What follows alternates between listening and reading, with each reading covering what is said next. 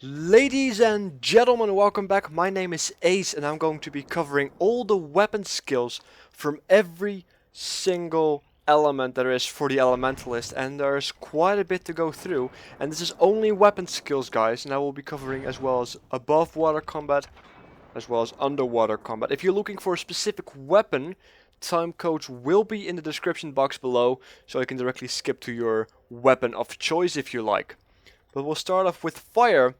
And it's pretty straightforward. The first skill is your auto attack. As you can see, I am not touching anything right now. Hits quite hard. And just to give you guys a heads up, this is all at level 80 with some level 80 PvP gear, because these are the testing grounds.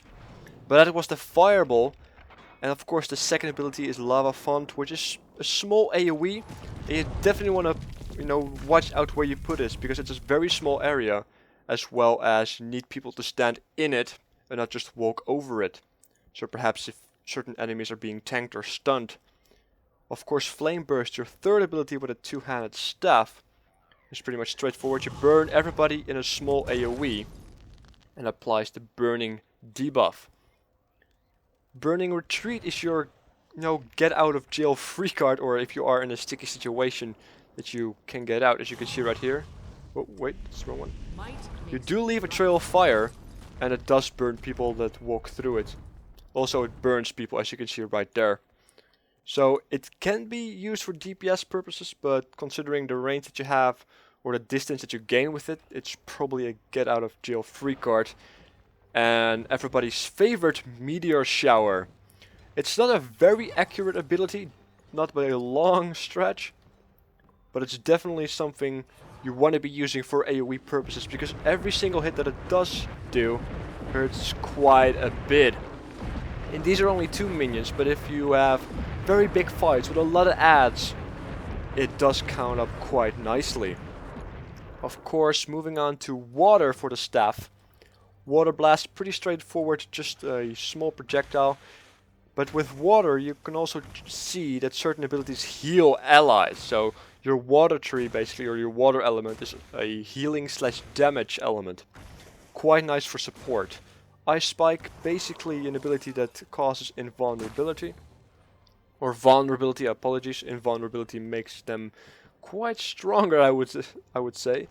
Geyser is pretty straightforward, a small AoE heal. So think for tanks or melee that are grouped up.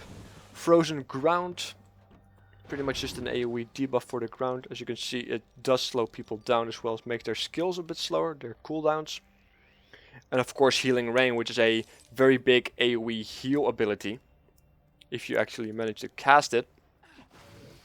Looks quite nice as well. It actually is raining.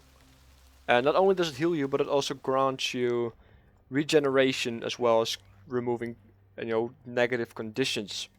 So definitely worth getting or spending some time with casting that ability, even if you are DPS. Air Attunement, my favorite element.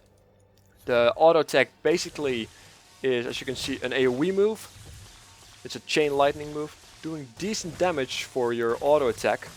Lightning Surge is a pretty powerful hit that also blinds people around the enemy. As you can see, there's a small AoE around him, and that also, as you can see, blinds foes. Lightning Surge is called Gust. Pretty much pushes people away.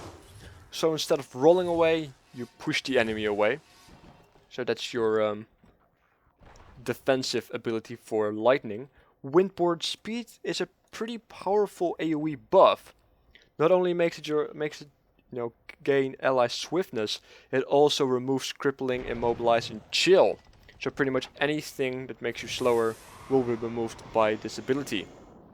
So definitely nice. It's a big AoE range, so quite decent in combat. And Static Field is, as I can see right here, if I can get it in time. Well, he's supposed to walk through it, but when he does, as you can see, there's a 3-second stun. And it's very nice to close choke points in PvP or in PvE areas when you have like an entrance of a gate where everybody's fighting. So it's very nice to have these fields and press them upon choke points. Moving on to Earth Attunement. Earth being a little bit more defensive initially. At least that's what I thought. But as you can see, it pretty much starts off with an auto attack that causes weakness. Pretty decent debuff, it doesn't stack or anything. The second one is a pretty nice AoE, pretty nice range. Does take a little bit for it to go off, but when it does do good damage. Magnetic Aura, when you are being hit by, let's say, arrows or bullets or any kind of projectile, you can activate this ability that lasts for a little, for a few seconds, and everything gets reflected. Unsteady Ground is pretty much a wall, as many abilities are, and if people walk through it that are enemies, you can see them, they will gain crippled, which means you can get out of a little bit, well, you can run away a little bit easier. Shockwave, pretty nice ability, looks kind of neat, I think, in my personal opinion. As you can see, does cause, people to be immobile, or your enemy to be immobile, as well as some bleeding damage. So if you see, for example, once again in a choke point, a lot of people or enemies being grouped up, then Shockwave is an ability you want to be using. And that pretty much sums it up for Steph. Moving on to, let's see, what shall we do? Scepter and a Focus. And as you can see, they are one-handed weapons. So let's start off with Fire Attunement. And if I'm not mistaken, this is a dot that doesn't do too much damage, but it's it's only for the sake of applying that burning debuff, as you can see right here. Dragon's Tooth, on the other hand, which is a very nice AoE, as you can see right here, does take a little bit to go off because it has to manifest itself and such, but very nice nonetheless. Phoenix is one of my favorite abilities on this weapon. As you can see, it goes to the enemy, explodes, and then also gives you the vigor buff. Quite decent as well, and it does hurt people that it goes through on its way. Flame Wall, pretty much another flame, another wall ability. Just applies the burning debuff or to everybody that stands in it, like the Golem does right now, or everybody that walks through it. And Fire Shield as well, which is another defensive ability that if somebody hits you, they burn themselves. Moving on to Water Attunement. Ice Shards, pretty straightforward auto attack. It's pretty much the ability to stand up with, and you can see it does count up. It does hit as fast to make sure that the damage counter keeps going up. Shatterstone, pretty much the ice equivalent of Dragon's Tooth. You have to place it down and then it takes a bit for it to go off. Trident is another ability that does do damage and also heals enemy, at least friendlies, as you can see right here, in a small area that you can throw quite far away. Freezing Gust, as you can see, chills your foe for a brief time. As you can see, single target debuff, as well as Comet, which is not as impressive as you want it to be, but it does daze foes, and that is very important if you are fighting single target enemies. Alright, moving on to Air. As you can see, pretty straightforward beam, a constant beam that if you don't do anything, keeps casting, but you have to recast it if the casting time is over. You can move around, no problem whatsoever. But there's a small delay between casts, as you can see. Lightning Strike, pretty straightforward strike, nothing too fancy. Blinding Flash, just an ability that allows you to blind multiple enemies.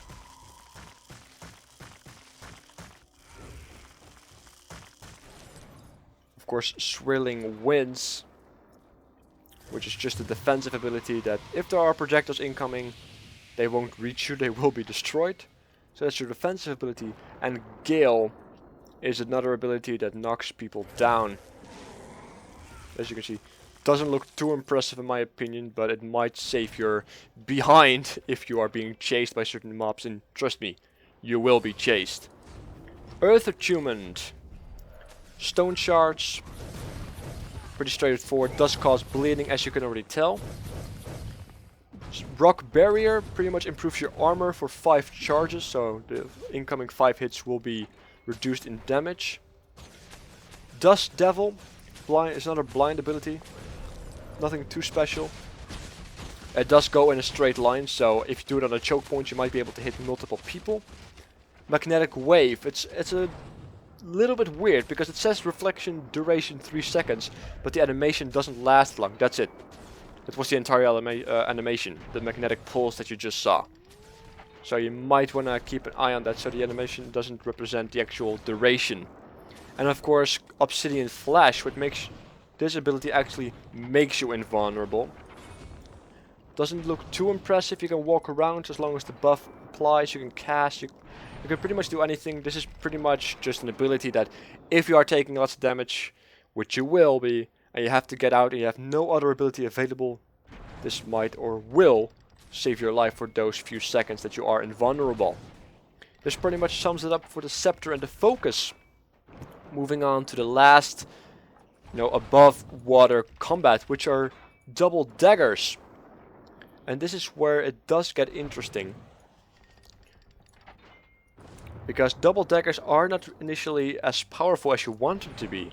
But once you get to higher level, they do represent the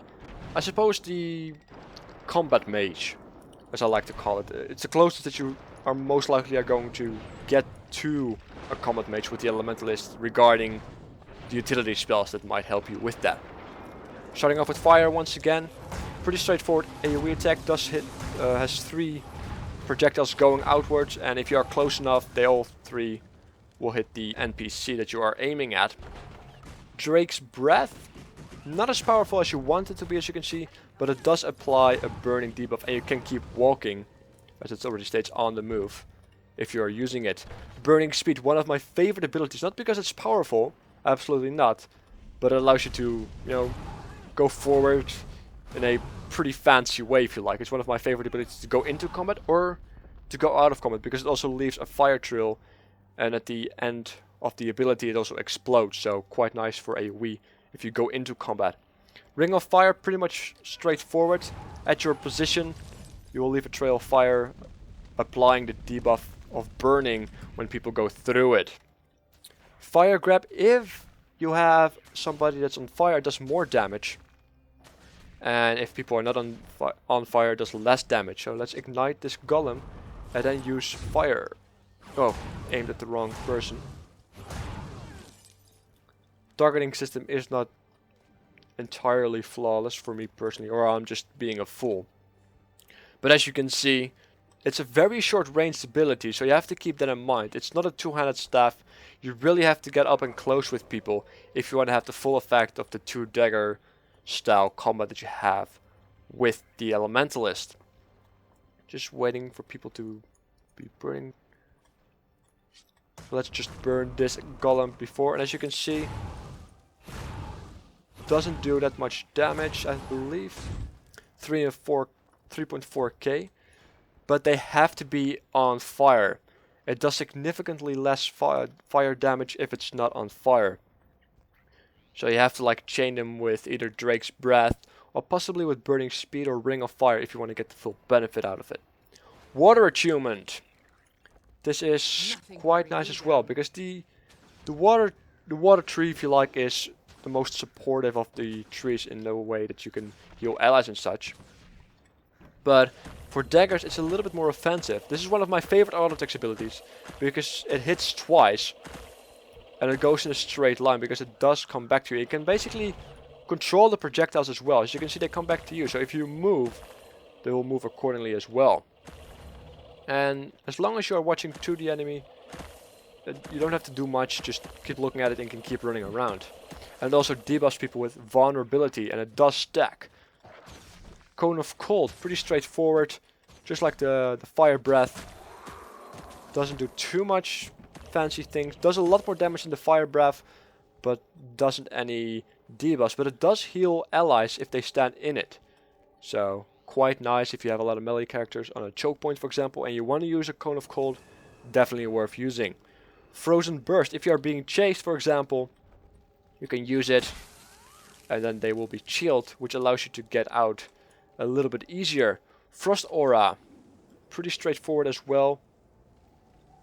It is just a protective ability that when people are getting close to you and they hit you, you will slow them. And Cleansing Wave heals yourself and nearby allies and removing conditions. Pretty nice. If you are going to be a combat mage and you are fighting very close in range with a lot of melee characters there, this can save your life as well as theirs, so definitely worth using quite a bit. Moving on to Lightning. This is once again my favorite, my favorite tree to use with the daggers. As you can see, you get a whip that hit twice if you're getting close enough. Also, you have an ability that's a pretty much straightforward cone ability. You have to also watch out that you don't hit a different F1 or F2 or 3 button when you are pressing your abilities. Because as you can see, you are stuck to a cooldown, which was completely my bad. So we have the whip, we have the lightning touch. Just a straightforward cone ability. Does apply 3 stacks of vulnerability, so the defenses go down. Shocking aura, pretty straightforward defensive ability. When people hit you, they may be stunned for a second. So definitely worth getting if you are in close combat. Ride the Lightning, one of my favorite moving around abilities. Because as you can see, it does last quite a bit and you go quite fast. So it's very nice to get out of combat, but even better if you go into combat. You can already see that it does damage in an AoE. So it basically gives an electrical burst to everybody around you. Updraft, pretty straightforward. It's an ability that launches nearby foes and pushes you backward, so creating some distance between you and the enemy. Moving on to the last element, which is Earth. And Earth is, seems to be impressive, but it has all to do with bleeding damage. You have to be very close for this ability to actually hit. As you can see, 300 yards. Doesn't do too much damage, but it does stack up bleeding damage until you are stopped using this ability. The second one is Ring of Earth.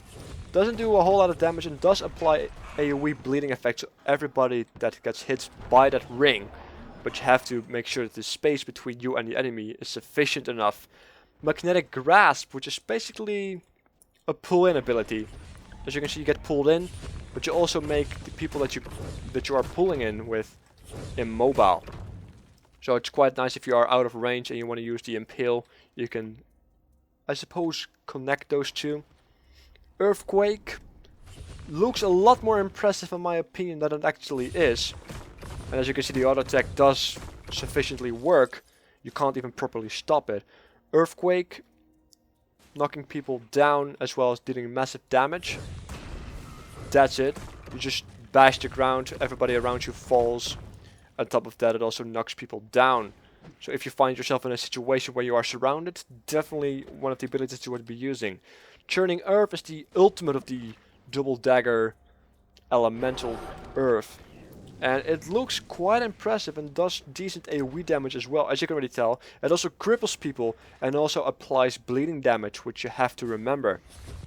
But I will definitely be using it. It's a cast time. I do find it to be one of the more impressive AoE abilities. And it does have a long cooldown, so I want to keep that in mind. But you are very vulnerable when you are using it, because it's a very long cast time as well. So if it's worth it, that's all up to you. And this video is about to come to an end. We're just going to cover the underwater combat. And if I'm not mistaken, there's only one underwater weapon you can use. And if I'm not mistaken, that's the Trident. 4 elements available, as you can see. So you definitely want to be using the right one in the right situation. And even on the PvP grounds, there are, underwater training facilities, or as you can see right here, underwater combat master, as well as the the underwater trials. But we won't be focusing on those. We are just going to go underwater and show you guys the animation as well as the damage it kind of does. There's no actual limit to how long you can stay underwater because you have an underwater breathing device, so there's no actual limit. But we'll start off with fire. Pretty straightforward magma ball. Does quite decent damage considering it's underwater and fire. And it does, explode after a small delay. As you can see. So it hit multiple times in a small area. Boil the water around your foil. So pretty much an underwater AoE ability. Looks kind of impressive, but once again, AoE is pretty hard to stop. Doesn't do initially much damage, so you want to be, want to use that ability when people are stuck in a choke point, for example. Steam. Blind your foe with superheated water. So pretty straightforward, just a debuff with the blind. Lava chains. Cripple multiple foes with change. So as you can see, it does go to other enemies. If you want to make sure that they are crippled underwater, so quite impressive. Heat wave launches 3 waves of heat that each burn foes and grants vigor. As you can see, I just gained my vigor and might here.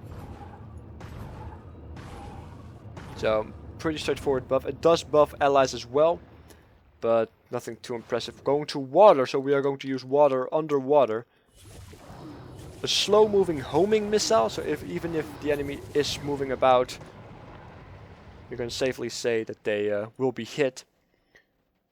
As you can see, a slow moving ice bomb called Ice Globe.